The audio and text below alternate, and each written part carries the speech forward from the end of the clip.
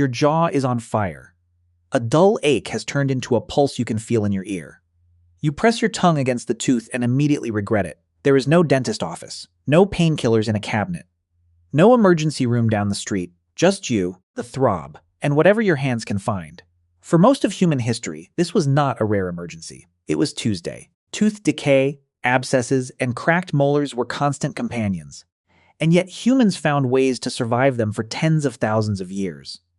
The question is not whether ancient people got toothaches. They absolutely did. The question is what they were willing to do about it. Some of the answers are stranger, older, and more clever than you'd expect. Start in northern Spain, inside a cave called El Sidrón. Around 50,000 years ago, a group of Neanderthals lived and died there, and their remains are some of the best preserved in Europe. Researcher Karen Hardy studied the hardened plaque on their teeth, a substance called dental calculus, basically fossilized tartar that traps tiny fragments of whatever a person ate or breathed in. Inside that plaque, Hardy's team found traces of poplar bark. Poplar bark contains salicylic acid, the same compound that aspirin is built from. One individual studied also showed signs of a painful dental abscess. Think about that for a second. A Neanderthal, tens of thousands of years before written medicine, was apparently chewing on the natural version of a painkiller for a problem modern dentistry would treat with a root canal. Did they understand the chemistry? No. Did they understand that this bark took the edge off the pain? Almost certainly, yes. That's not an isolated case. Move forward in time and travel to Mehrgarh in what is now Pakistan. Archaeologist David Frayer led a study, published in the journal Nature, examining 9 molars from human remains between 7 and 9,000 years old. Under the microscope, the molars showed something unmistakable. Small, precise cone-shaped holes drilled directly into the enamel. Someone drilled into these people's teeth. On purpose. While they were presumably awake, the tool responsible was likely a simple bow drill, the same basic technology used to start fires and shape beads, fitted with a flint tip. Turn the bow, spin the flint point, grind through enamel. It would have been slow, it would have hurt, and yet the wear patterns inside the holes suggest the patients survived the procedure and kept using the tooth afterward, which means this wasn't random damage. It was treatment. Bad enough to be worth drilling into a live tooth, but not so unbearable that people avoided going back for more. So picture the scene. A camp near the Bolin River Valley, 9,000 years ago. Smoke curling from a fire pit. A person sits still, jaw clenched, while someone else works a small wooden bow back and forth, a sharpened flint bit grinding a hole into a rotten molar. No anesthesia, no antiseptic as we'd define it.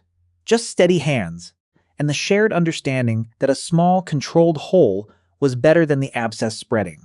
Here's where it gets even stranger. In Slovenia, researcher Federico Bernardini and his team examined a 500-year-old jawbone and found something almost impossible to believe at first. A cavity that had been filled, not drilled and left open, filled with beeswax packed directly into the exposed nerve chamber of a cracked tooth. Beeswax has mild antibacterial properties. It's also flexible enough to seal a gap and reduce the sensitivity of exposed nerve tissue. Whoever did this wasn't guessing. They were solving the same 2 problems a modern dentist solves: block the pain and stop the decay from spreading. Why does this keep surprising us? Probably because we assume medicine is a straight line, primitive and clueless in the past, brilliant and precise today. But the evidence keeps pointing the other way. These weren't lucky accidents. They were repeated behaviors, refined over generations, passed down the same way. Fire-making or tool-making was passed down. Now here's the twist, and it's the part that reframes everything. Ancient humans didn't have more toothaches because they were unhygienic or careless. In many cases, they had fewer. Studies of hunter-gatherer skeletal remains, including foundational work referenced by researchers like James Sussman, on groups such as the Juhansi of the Kalahari, consistently show dramatically lower rates of cavities than farming populations that came after them. The shift to agriculture, and with it a diet suddenly dense in cultivated grains and starches, is when tooth decay exploded across the archaeological record. In other words, the drilling in the beeswax and the poplar bark weren't primitive stopgaps for a primitive problem. They were sophisticated responses that show up mostly after diets changed. After farming introduced a new kind of dental disaster humans hadn't evolved to handle. Your ancestors were not stumbling around helplessly waiting for modern dentistry to save them. They were engineers under pressure, working with fire-hardened drills, tree resin, and plants they'd learned, through trial and painful error, actually worked. And here's the mirror. You still reach for a version of the same instinct. You still chew willow bark tea or reach for an aspirin, the direct descendant of that same poplar compound found in a Neanderthal's teeth. You still expect a hole in a tooth to be filled, the same basic idea Bernardini found sealed in beeswax 65 centuries ago. The tools changed.